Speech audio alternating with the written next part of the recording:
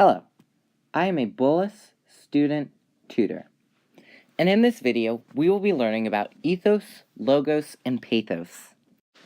The goal of persuasive writing is to make your audience believe that your ideas are more correct, more valid than anyone else's.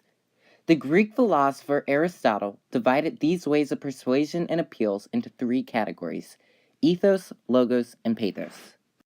To really understand these three ideas, it's important one knows rhetoric. Rhetoric is the art of speaking or writing effectively.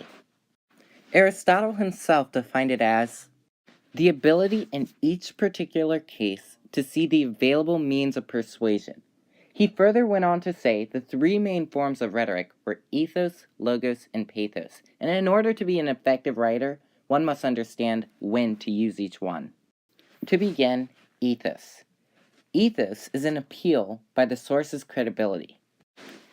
We naturally tend to be persuaded by people who we view as trustworthy, likable, and worthy of our respect.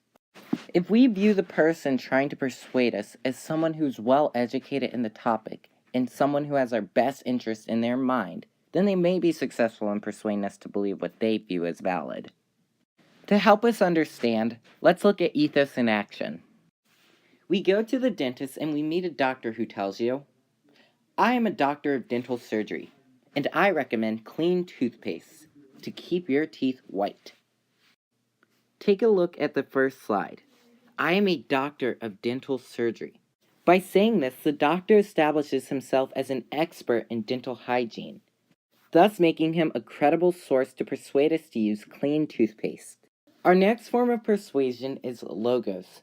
Logos is an appeal to logic. In order for one to use logos, they would probably support their argument with facts, figures, or statistics. The public would pick apart the supporting evidence of the argument to really determine if it's logical for them to be persuaded by. Let's take a look at logos in action. You go to a dental hygienist and they tell you, recent studies conclude clean toothpaste removes 40% more plaque and makes your teeth 20% whiter than all other types of toothpaste. Take a look at the second and third slides of the storyboard. The argument is supported by facts. Clean toothpaste removes 40% more plaque and makes your teeth 20% whiter. By adding these statistics and numbers, it makes it more logical for the viewer to buy clean toothpaste.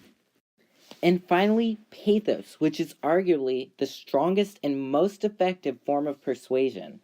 Pathos appeals to your emotion. This is because we naturally bend in the direction of what we feel is more advantageous or better for our self-interest.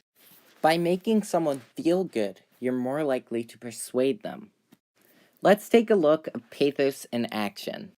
In this make-believe situation, a girl says, "You can't be cool in high school without a white smile. How do you flirt if you're worried your teeth are stained? But for peace of mind, I use clean toothpaste." Take a look at the first and last slide. The author associates clean toothpaste with coolness in high school. This, making people feel good about using clean toothpaste, is an effective mode of persuasion.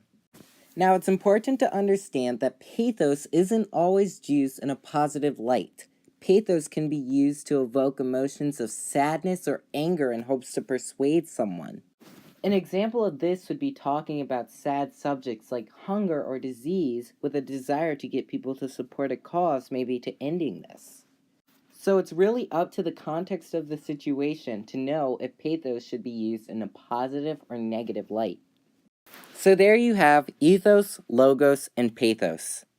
The important ideas of this video are: ethos is an appeal by credibility, logos is an appeal by logic, and pathos is an appeal by emotions. And remember, next time you try to persuade somebody, be sure to consult Aristotle's 3 forms of rhetoric. This has been a Bullis Student Tutors video. If you enjoyed this video, please be sure to check out the rest of the videos on our page. Thanks for watching.